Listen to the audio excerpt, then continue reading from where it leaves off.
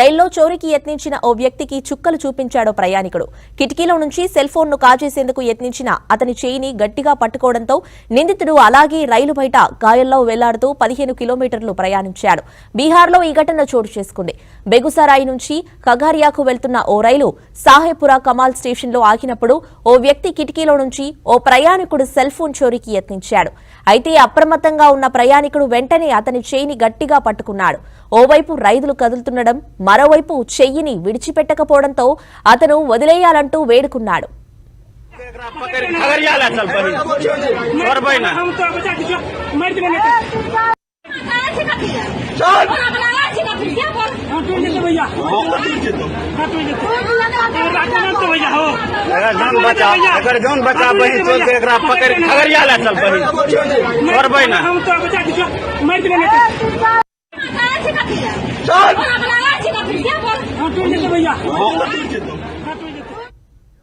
రైలు platform దాటింది. దీంతో అతను బయటే వేలాడాడు.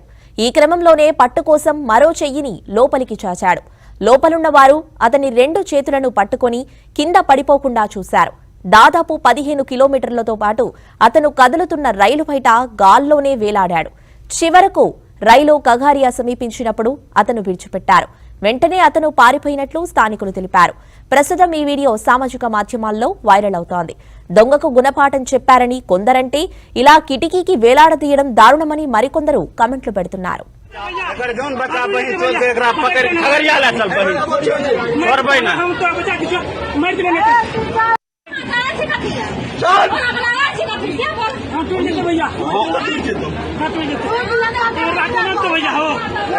बचा